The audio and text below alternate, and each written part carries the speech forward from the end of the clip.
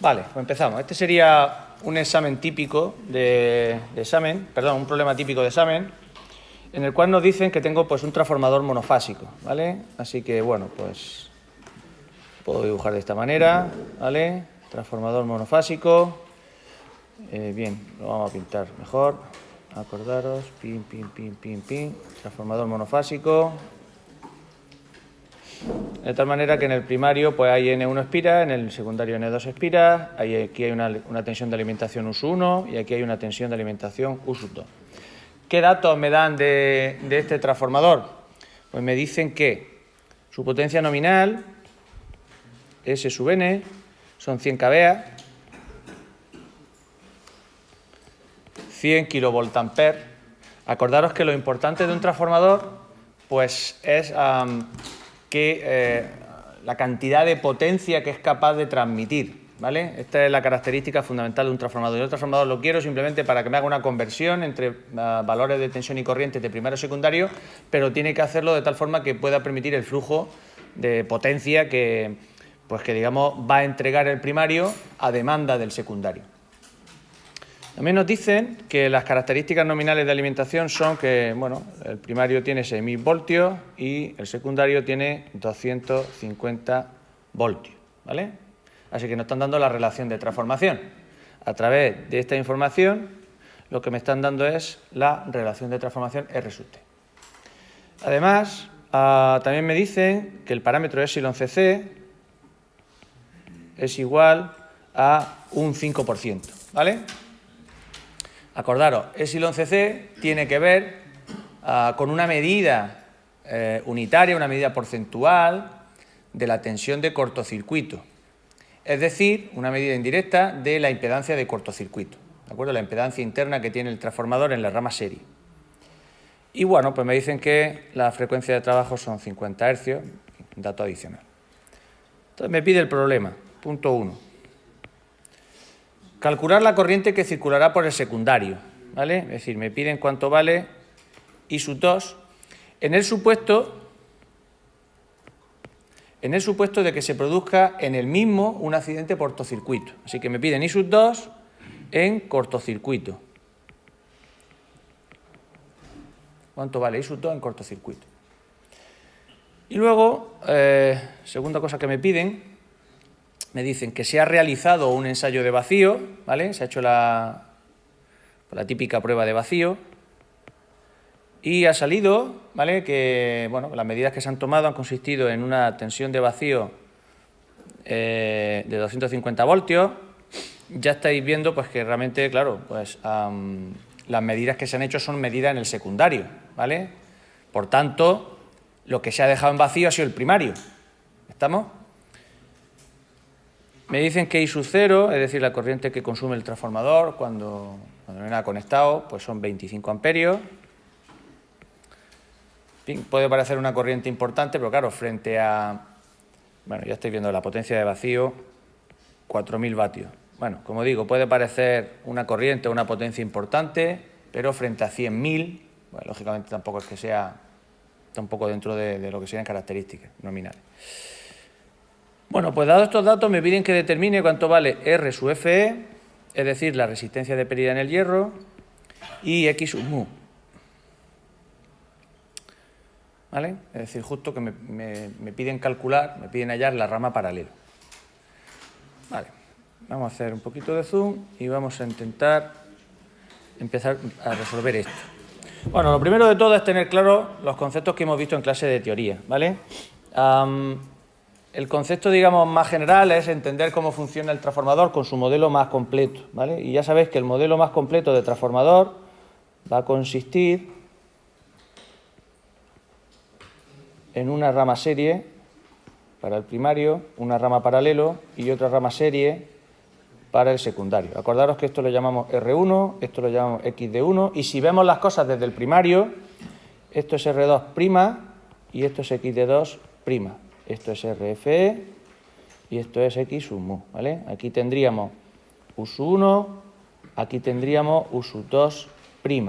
Por aquí pasaría I sub 1, por aquí pasaría I sub 2'. Lógicamente esa corriente circulará siempre y cuando haya una carga conectada en el secundario, ¿vale? Si no, pues nada. Y finalmente, pues aquí tendremos la corriente I sub 0, ¿vale? Sería la corriente de vacío. Acordaros que se divide en dos, además son ortogonales entre sí, I sub Fe y la corriente que viene por aquí, que es I sub mu, ¿vale? Bueno, vamos a ir ya metiéndole mano directamente al problema. Por ejemplo, apartado 1, solución. Bien, apartado 1. Me piden que calle la corriente de cortocircuito. La corriente de cortocircuito, si bien recordáis lo que vimos el otro día, estaba relacionada directamente con la corriente nominal y con epsilon cc, ¿vale? Vimos en clase que, bueno, pues, hacíamos un planteamiento de qué pasa en el ensayo de cortocircuito, determinábamos ZCC, que es la impedancia, digamos, de la rama serie. Veíamos lo que pasaba, como digo, en el ensayo de cortocircuito. Lógicamente esto daba lugar a, teniendo en cuenta ZCC, a hallar la tensión de cortocircuito y la intensidad nominal. Y luego veíamos lo que pasaba en el corto directamente y me tenía que dar la misma ZCC, ¿vale? Como en el corto yo sé que lo que tengo es la tensión nominal, bueno, haciendo una relación entre ambas situaciones, teniendo en cuenta que ZCC va a ser la misma y que en el ensayo de cortocircuito yo conocía la corriente nominal y que cuando estoy en cortocircuito de verdad lo que conozco es la tensión nominal, puedo despejar lo que vale mi intensidad de cortocircuito, ¿vale? Y esto vimos que era igual a la intensidad nominal, bueno, en función de dónde estemos, si estamos en el primario o en el secundario.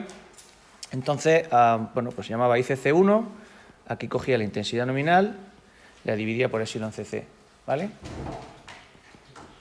Entonces, ¿cuánto vale la intensidad nominal del primario? ¿Vale? Sería la primera pregunta.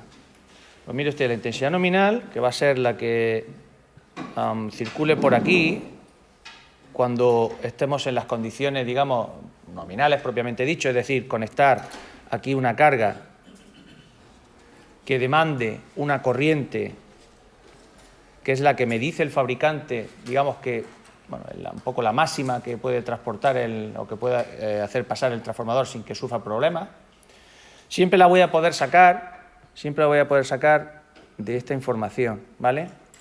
Conozco la potencia aparente, conozco la tensión tanto en el primario como en el secundario, puedo hallar la intensidad nominal. De hecho, el orden quizá sería un orden más, digamos, teniendo en cuenta, por supuesto, la tensión que aplico, qué corriente quiero dejar pasar sin producir efectos térmicos como máximo, por tanto, la potencia aparente es pues, lo que tenga que ser, ¿no?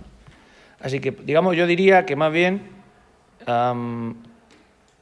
el orden sería, oiga, saque usted la potencia como el producto de la tensión nominal por la máxima corriente que quiere usted dejar pasar. Por supuesto, siempre puedo despejar de aquí I sub 1n, como ese, bueno, he puesto aquí un 1, la potencia nominal es la misma, partido U sub 1n, ¿vale?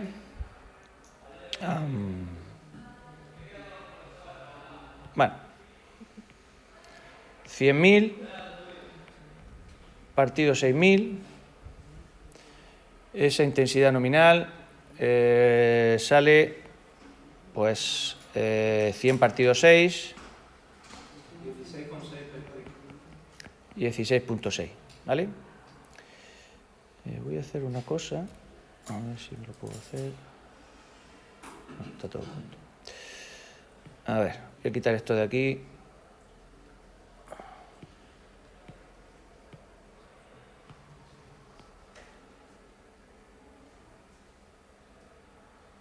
Me voy a poner por aquí.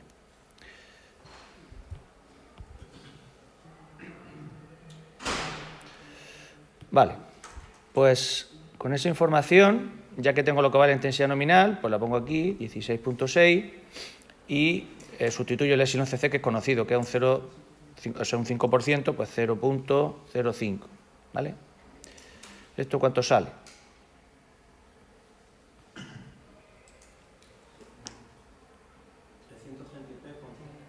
Vale, 333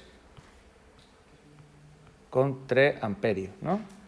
Si hacemos lo mismo para el secundario, ICC2, pues va a ser la corriente del secundario, partido de epsilon CC, igual a, bueno, misma película, ¿vale? I sub 2n es igual a la potencia aparente partido U sub 2n, es decir, 100.000 partido 250, y esto sí lo tengo, son 400 amperios. Así que 400 amperios partido 0.05, estamos hablando de 8.000 amperios. Bueno, 8.000 amperios pues es bastante corriente, ¿vale? Así que el cortocircuito que se va a producir en el secundario pues va a ser de campeonato, ¿eh? Muy bien. Corriente que va a pasar por el secundario cuando se produzca un cortocircuito, es decir, cuando esto se cierre, ¿vale? Aquí va a haber una corriente I sub 2cc bastante elevada. No solo vamos a tener problemas por efectos térmicos, ¿vale? Los devanados se van a calentar muchísimo, el aceite se va a poner hirviendo, sino que además también podemos tener problemas por fuerzas electrodinámicas que va a haber ahí, ¿vale? Corrientes muy elevadas van a dar lugar a campos muy elevados, fuerzas electromagnéticas importantes y esas fuerzas también pueden provocar la destrucción del transformador. Vale, segundo apartado. ¿Qué nos piden ahora? En el segundo apartado, bueno, nos piden que hallemos R sub F y X sub mu, ¿vale?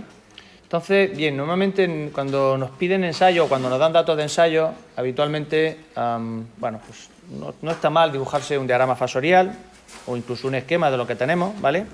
En el ensayo de vacío recordad que el transformador se acaba reduciendo a esto de aquí, ¿vale? La rama serie desaparece y aquí tenemos R sub F, X sub mu, ¿vale? Acordaros que en el ensayo de vacío yo aplico tensión nominal, es decir, U sub 0, que es el dato que me dan. En este caso, fijaros, lo estoy haciendo visto desde el secundario, ¿vale? El ensayo lo estoy haciendo visto desde el secundario. No le tengáis miedo a esto no va a suponer mayor problema, ¿vale? Porque los resultados, o sea, los cálculos son exactamente iguales, ¿vale? Exactamente iguales. Y cada vez que quiera pasar de un sitio a otro, sé que tengo la relación de transformación de por medio para poder usarlo. Bueno, en el ensayo de vacío pasa la corriente I sub 0, ¿vale? Que, bueno, nos han dicho también cuánto vale.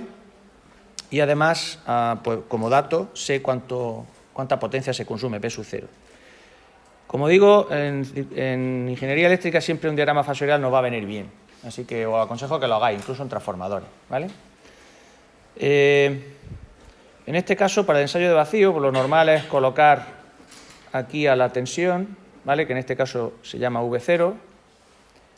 Y la corriente, como no puede ser de otra manera, para esa carga inductiva que hay ahí, pues va a ser una corriente que retrase, ¿vale? Aquí va a estar I sub 0. De tal forma que voy a poder descomponer a la corriente que está en fase con la tensión, ¿vale? Que llamaré I sub Fe, y la parte que está en cuadratura con la tensión que llamaré I sub mu. Es decir, la corriente que viene por aquí y la corriente que viene por aquí, I sub F. ¿Estamos? Gráficamente pues se ve bastante claro. Bueno, pues vamos a tirar de expresiones que conocemos. Me pide... Bueno, conozco, por ejemplo, que en este ensayo de aquí, P sub 0, pues, como no puede ser de otra forma, la expresión V por I por coseno de phi, pues V0 por I sub 0 por coseno de phi sub 0, el ensayo vacío. Conozco todo menos coseno de phi. Este ángulo de aquí, phi sub 0, pues me va a interesar hallarlo, porque lógicamente va a influir luego en el cálculo de los valores de R sub F y X sub mu. Es decir, yo puedo despejar coseno de phi sub 0 como P sub 0, V0, I sub 0, ¿vale? Así que nada, vamos sustituyendo. P sub 0 me han dicho que vale 4.000, ¿verdad? V0 son 250 e I sub 0 eran 25, ¿verdad? Sí. Vale. Si alguien tiene calculadora preparada, por favor.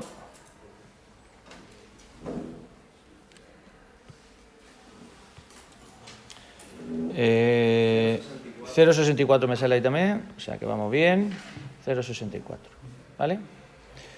Bueno, pues ya que sabemos esto, lo siguiente que tendríamos que tener claro por circuito es que el cálculo de las corrientes que va por cada una de esas ramas pues se hace aplicando la ley de Ohm prácticamente, ¿no? Es decir, fijaros, en la resistencia del hierro, ¿vale?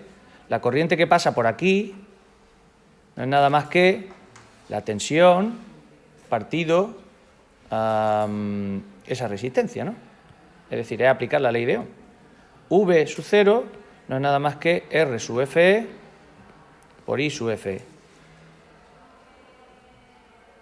Y además eso coincide también con X sub mu por I sub mu, porque están sometidos a la misma tensión. Así que yo voy a poder despejar de aquí R sub Fe como V0 partido I sub Fe y voy a despejar X sub mu como V0 partido I sub mu. Muy bien. Como conozco V0, lo único que me queda determinar es I sub Fe. Pero I sub Fe hemos dicho que no es nada más que la proyección de la I en este eje, mientras que I sub mu es la proyección de esta I en este eje. Es decir, I sub Fe no es nada más que I sub 0 por coseno de Φ sub 0 e I sub mu no es nada más que I sub 0 por el seno de Φ sub 0.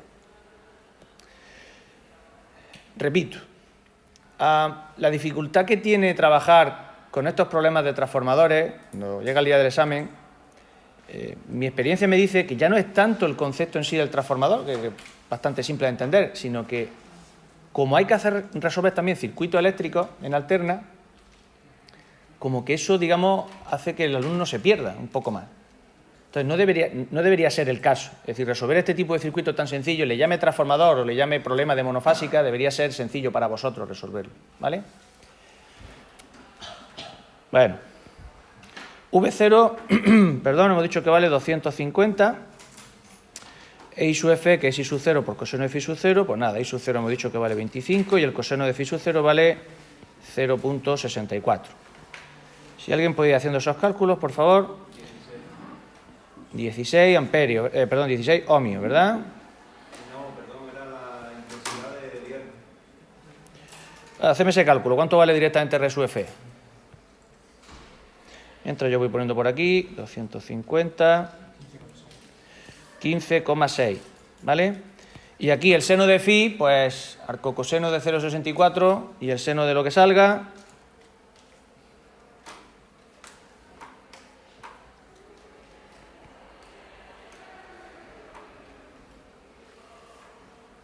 Igual lo tengo por aquí yo el seno. 0,768. Y por tanto la X sub mu vale 13,02 ohmios. Vale, pues ya tendríamos problemas resueltos, ¿vale? Tendría la rama paralela. Cosa interesante a destacar aquí. Fijaros, estos valores que yo he dado son los valores vistos desde el secundario porque yo he trabajado constantemente con los valores del secundario. Así que R sub F y X sub mu son valores vistos desde el secundario. Si el problema me pide ahora cuánto valen esos valores vistos desde el primario, pues lo único que tengo que hacer es multiplicar por la relación de transformación, ¿vale? Al cuadrado. Estamos, ¿cómo veo las cosas desde el primario? Las veo con la relación de transformación al cuadrado. Y esos valores, pues lógicamente serán más grandes, ¿vale? ¿Cuánto vale la relación de transformación? Pues no la hemos hallado, en este ejercicio no me ha hecho falta. Pues 6.000 partido 250, ¿vale? Y eso pues salía, 24, ¿verdad? Así que 24 al cuadrado por 15,6 o 13,02 me saldrá, digamos, la impedancia, resistencia y reactancia que tienen en la rama paralela. Y esto sería la resolución del problema, ¿vale? Bueno, segundo problema en el cual también vuelvo a tener un transformador monofásico. Lo voy a pintar directamente como una cajita, ¿vale? Trafo monofásico. Y me dicen de ese transformador que tiene potencia nominal 10 megaVA. Este es potentorro, 10 megaVA, una cosa fuerte. Tiene un epsilon CC del 4%, ¿vale? Tiene una relación de transformación 20.220 voltios. Me dicen que en el ensayo de vacío, o directamente me dicen P sub 0, yo ya entenderé que eso es la potencia en el ensayo de vacío, fueron 25 kilovatios. Me dicen también que la intensidad de vacío I sub 0, pues un 6% de la intensidad nominal, ¿vale? Y me dicen que la potencia de cortocircuito vale 100 kilovatios. ¿Vale? Todos estos son datos que me dan del problema. Y bueno, me empieza a pedir cosas.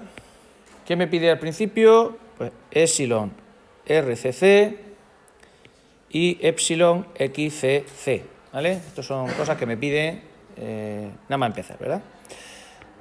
Para ir abriendo boca. Segunda cosa que me pide, calcular los parámetros del esquema equivalente reducido al primario, ¿vale? Esquema equivalente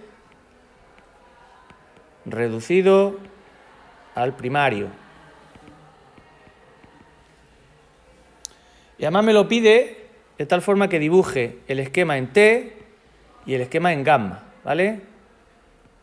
Esto, bueno, pues no deja de ser un detalle.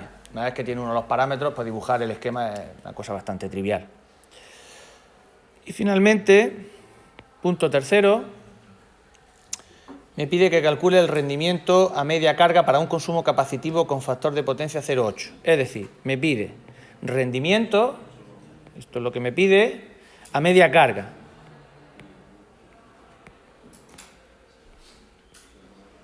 Cuando lo que tengo es una carga, voy a poner impedancia para no repetir carga otra vez, con impedancia capacitiva y coseno de phi 0,8.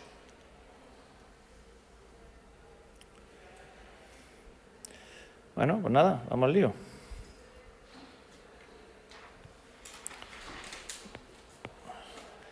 Vale, lo primero de todo es calcular epsilon RCC y epsilon XCC. Bueno, pues tenemos que recordar un poco la teoría de transformadores, ¿verdad? La teoría de transformadores vimos que el transformador, en uno de sus esquemas sencillos, pues donde quitamos la rama paralelo, pues se comporta de esta manera. Es una impedancia inductiva, su resistencia de cortocircuito RCC y su reactancia de cortocircuito XCC. A esto de aquí, que es lo que llamamos caída de tensión,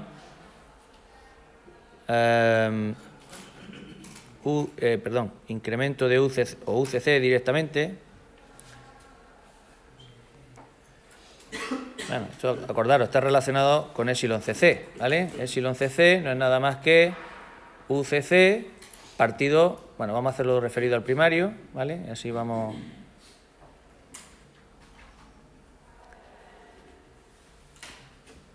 Epsilon CC no es nada más que la tensión relativa, como digo, que es la caída de tensión que hay en el ensayo de cortocircuito, ¿vale? Que es justamente la tensión que yo pongo en el primario, dividido entre la tensión nominal.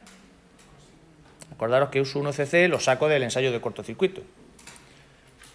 Bueno, pues esto claramente vemos que, bueno, pues se descompone en dos cosas, ¿no? La suma de la tensión UCC no es nada más que UXCC más URCC. Importante, fijaros que le he puesto fasores, que a nadie se le ocurra sumar módulos. Este es uno de los principales errores que podéis cometer en el examen, ¿vale? Esto automáticamente significa que no sigo corrigiendo, porque implica que no tenéis el concepto de fasores en la cabeza. Pensáis que, o sea, me dais a entender que no tenéis claro ese concepto, con lo cual esto es un error bastante grave. Alguien puede decir, oiga, pues vamos a hacer el diagrama fasorial. Os lo aconsejo encarecidamente, ¿vale? Siempre diagrama fasorial.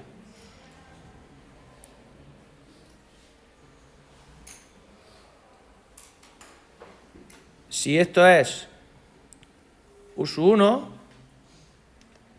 y aquí coloco una carga, pues la corriente que vaya a circular por aquí, ¿vale? Lógicamente va a depender del coseno de phi de esa carga. Entonces, para no complicarme, si lo que hago es que pongo un cortocircuito, estaría en el ensayo de cortocircuito, acordaros, y en ese ensayo de cortocircuito este U sub 1 se convierte en U sub 1 CC. La corriente que vaya a circular por ahí es la corriente nominal, acordaros, va a estar retrasada, pues esto es una carga inductiva. Y lógicamente esa corriente va a ir produciendo caídas de tensión. ¿Dónde va a producir la primera caída de tensión? Pues ya lo he dicho, aquí, ¿vale? Y esto ya sabéis que se llama UXCC. Y la segunda caída de tensión aquí. Y esto se llama URCC. Por supuesto, UXCC da lugar a epsilon XCC y URCC da lugar a epsilon RCC. ¿Vale? ¿Dónde están en mi diagrama fasorial estas cantidades? Pues proyectamos, ¿vale? Voy a poner por aquí para que se vea. Corriente que pasa, voy a empezar por aquí, que la facilita. Corriente que pasa por una resistencia, pues la caída de tensión de esa resistencia tiene que estar en la misma dirección que la corriente, porque la tensión y la corriente en una resistencia no se desfasan. Así que, voy a cambiar de color, bueno, voy a poner aquí, perdón. Si esta es la dirección de la corriente, pues la tensión tiene que estar aproximadamente por aquí. ¿Y dónde tiene que estar la tensión de la bobina U sub XCC? Pues tiene que ser perpendicular, y como tiene que sumar, pues no puede estar en otro sitio nada más que aquí, ¿vale? Así que esto es UXCC y esto es U sub RCC. Así que la solución pues consiste bastante parecida al que hemos hecho antes, consiste en ver cuál es el ángulo que hay aquí, que es phi CC, y una vez que sé ese ángulo, pues proyecto. ¿Qué datos me han dado para conocer ese ángulo? Pues sí me han dado datos, porque me han dado valores del ensayo de cortocircuito, ¿verdad? Fijaros, en el ensayo de cortocircuito yo tengo que PCC es igual a, perdón, aquí no hay fracción todavía, es igual a U sub 1 CC, que es la tensión que yo aplico, por la corriente del ensayo, que es I sub 1N, la corriente nominal, por coseno de phi CC, ¿verdad? Es decir, coseno de phi CC es igual a PCC, que lo tengo, I sub 1N, bueno, que lo puedo hallar, porque conozco la potencia aparente del transformador y sé la relación de transformación, sé las tensiones del primario y del secundario. Y finalmente U sub 1CC, pero claro, U sub 1CC, ya os he dicho, perdón, que lo tenéis aquí, ¿vale? Simplemente despejar. Y como me dan epsilon CC, pues lo sé todo.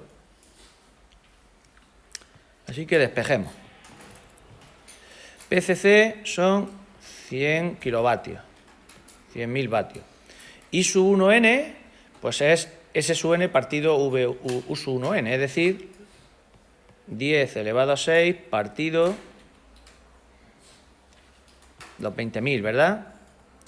20 por 10 elevado a 3. Esto es la intensidad nominal, I sub 1N. Y finalmente, U sub 1CC, pues que si os fijáis no es nada más que epsilon CC por U sub 1N, ¿vale? De aquí vemos que U sub 1CC, U sub 1N por epsilon CC. Bien, U sub 1N son 20.000 y epsilon CC 0.04, ¿verdad? Ten en cuenta que, bueno, se da en porcentaje, pero en valor unitario pues sería 0,04. Esto, si yo no me he equivocado, me sale... no lo tengo. ¿Alguien lo puede hallar, por favor?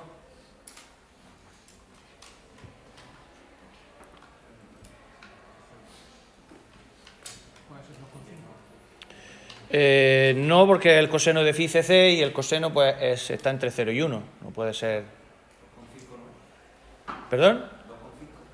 No, el coseno de phi, esto si os pasa alguna vez en el examen, una de dos, o estamos haciendo mal las cuentas o algo pasa. 0,25. Vale, 0,25.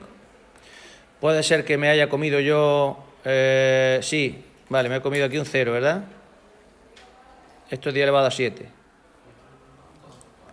Es 10 megabeas, pues 10 por 10 a la 6, ¿vale? Voy a poner aquí mejor. 10 por 10 a la 6, ¿vale? 0,25 sin cuadra. Bueno, ya, en fin, ya que ha salido el tema, ya os digo, en el examen, por favor, este tipo de cosas deben captar rápidamente, algo estáis haciendo mal.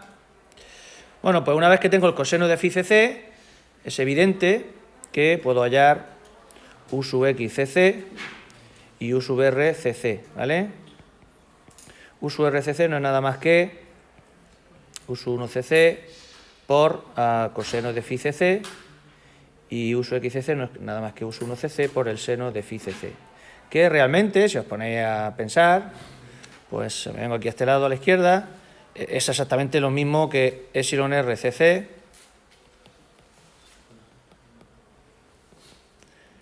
y epsilon x cc, ¿vale? Así que epsilon cc, que es dato, multiplicado por el coseno, pues eso a mí me sale un 1%, ¿vale?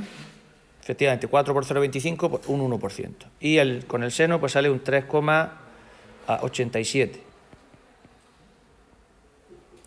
Así que básicamente la caída de tensión pues se da lógicamente en la bobina, ¿vale? Habitualmente la bobina, la reactancia de dispersión suele ser mayor, ¿vale? que la resistencia del devanado del cobre. Así que punto 1 resuelto. Vámonos al punto 2. En el punto 2 lo que me están pidiendo... En el punto 2 lo que me están pidiendo es que halle, bueno, pues los parámetros del esquema equivalente reducido al primario y que vaya poniendo lo que sería el esquema, ¿vale? Entonces, bueno, pues en fin, hago lo de siempre. Me dan cosas suficientes para resolver en el ensayo de cortocircuito, lo acabo de ver. En el ensayo de vacío también me han dado datos, así que nada, pues me lío a calcular cosas. Pinto el esquema, que ya de paso pues sería, digamos, parte de lo que pide el problema. Fijaros, esquema en T sería lo que estoy poniendo ahora. O esquema en gamma. Esquema en gamma, acordaros. Paso la rama paralelo al inicio y por tanto, pues aquí me queda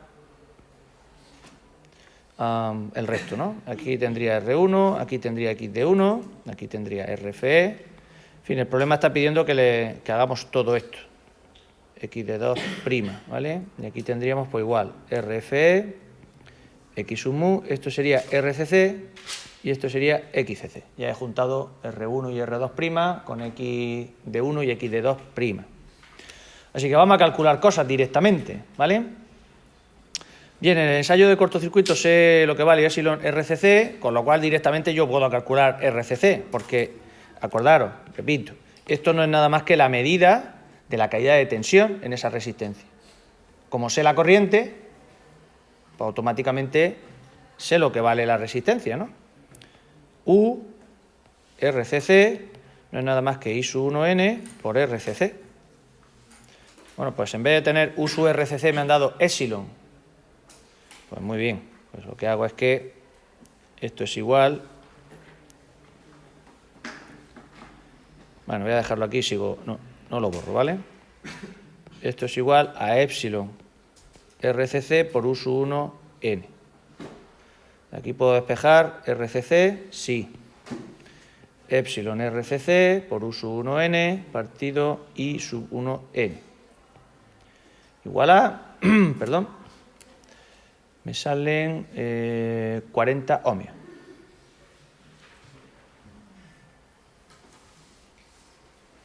Misma película con epsilon, o sea, con U sub XCC. Esto es igual a I sub 1n por XCC, es decir, epsilon XCC por U sub 1n, con lo cual XCC, en fin, pongo el valor directamente, voy a hacer las cuentas bastante sencillo, 154,88. Por favor, verificad si queréis los resultados en casa, pero bueno, en principio debe estar todo bien. Ya tenemos la rama serie. Recordad, Esto que os he dado, lógicamente, agrupa a R1 y a R2', ¿vale? Agrupa a R1 y a R2'.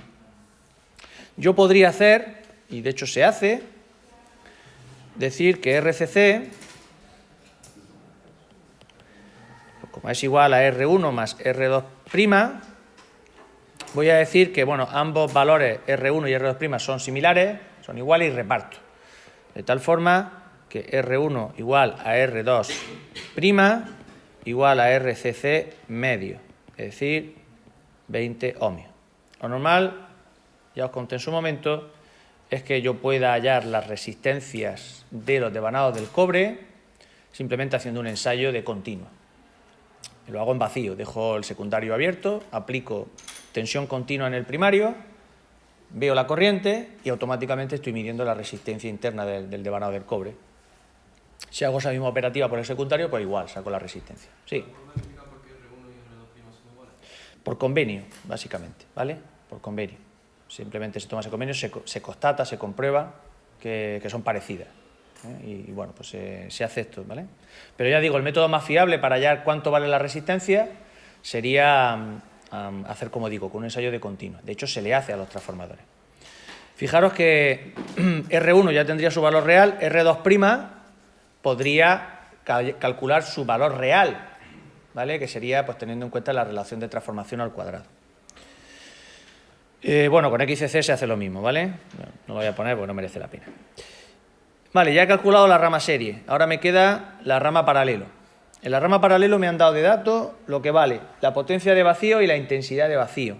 Así que puedo volver a hacer lo que he hecho antes. Es decir, oiga, es que puede usted calcular el factor de potencia teniendo en cuenta que en el ensayo de vacío pues tengo P sub 0, tengo I sub 0 y tengo la tensión nominal. ¿Cuánto vale I sub 0? Pues no me lo dan, pero casi. Me dicen que esto de aquí es un 6% de la intensidad nominal. Si la intensidad nominal la conozco, pues lógicamente I sub 0 ya también lo conozco. Así que esto simplemente es cuestión de sustituir, ¿verdad? Cójase la potencia de vacío, que son 25.000 vatios.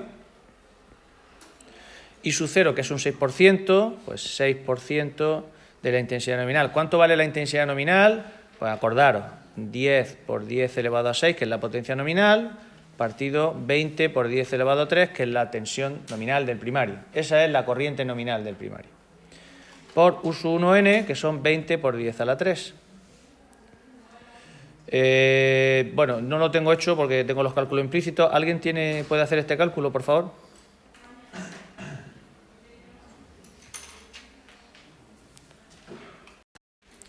Bueno, 0.04.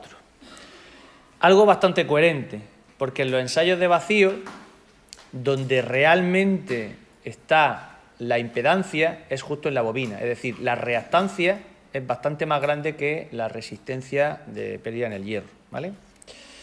Bueno, pues ya que tengo el coseno de phi, ya puedo hallar otra vez lo que vale R sub F y X sub mu. Acordaros que R sub F no es nada más que la tensión nominal partido la corriente que pasa por R sub F, y esto ya hemos visto hace un momento que es la tensión nominal partido I sub 0 por el coseno de phi sub 0. Esto lo hemos visto hace un momento. Bueno, pues 20.000, I sub 0, que es 6 partido 100, 10, 10 a la 6, 20, 10 a la 3, por el coseno de phi sub 0, que es 0.04. A mí esto me sale 16.000.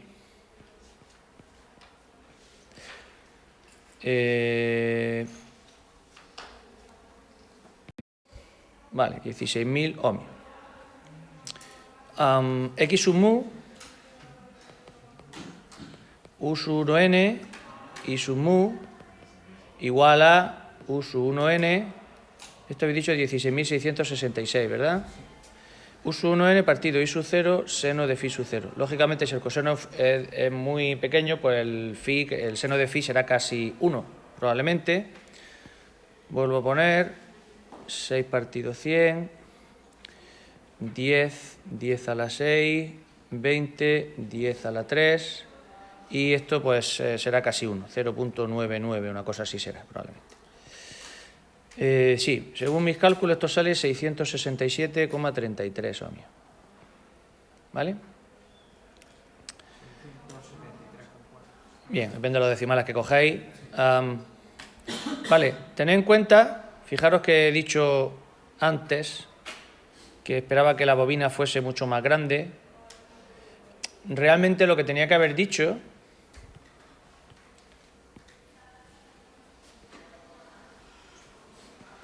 es que el equivalente de esto,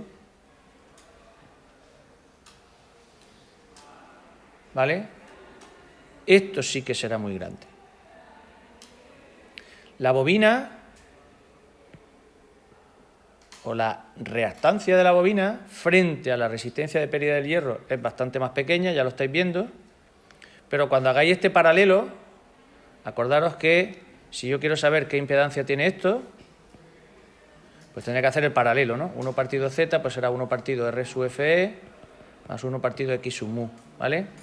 Eso va a dar lugar a una impedancia. Pues en esta impedancia, la parte real, que ya no será RFE, sino que será una R más JX, en esta impedancia, esta X sí que será mucho más grande, ¿vale?, que R. Porque es evidente, para que me salga un coseno de phi tan pequeño, pues esta X tiene que ser mucho más grande que esta R. Pero esta X de aquí no es esta, ¿vale? Tenedlo claro. Vale, pues seguimos. Vamos ahora al apartado. Bueno, por supuesto, ya tenemos todos los parámetros, ¿vale? Tenemos R sub F, X sub mu, RCC, perdón, RCC y XCC, ¿no? Ya tendríamos los parámetros que iríamos colocando o bien en nuestro equivalente en gamma o bien en nuestro equivalente en T. Finalmente me piden el rendimiento, ¿vale? ¿Cuál es el rendimiento del conjunto? Bueno, pues el rendimiento, ya sabéis, potencia de salida partido potencia de entrada. ¿Cuánto vale la potencia de salida? Pues establecimos una formulilla que me permitía relacionar el concepto este de potencia de salida directamente con el concepto de índice de carga. Acordaros, índice de carga, corriente que tengo en un instante concreto, partido la corriente nominal, que es aproximadamente igual en el primario y en el secundario. Es decir, el índice de carga se puede calcular de esas dos formas. Bueno, pues la potencia de salida, si recordáis, es P sub 2 por coseno de phi por el índice de carga. Partido P sub 2, coseno de phi, índice de carga, más P sub 0, más C cuadrado, PCC. ¿Vale? Así que lo único que tenemos que hacer es sustituir aquí valores, que los conocemos todos, ¿vale? Y nos da como resultado, bueno, el coseno de phi es un dato del problema, ¿vale? Y esto sale aproximadamente 98, lo voy a poner por aquí abajo, para que no se me solape. 98,76%, ¿vale? Es decir, tengo un rendimiento pues bastante elevado. Como ya os comenté que le sucede a los transformadores, ¿vale? Su rendimiento es casi la unidad. Muy pequeñas pérdidas y bueno, rendimiento bastante fuerte. Y con esto pues ya tendríamos terminado el problema, ¿vale?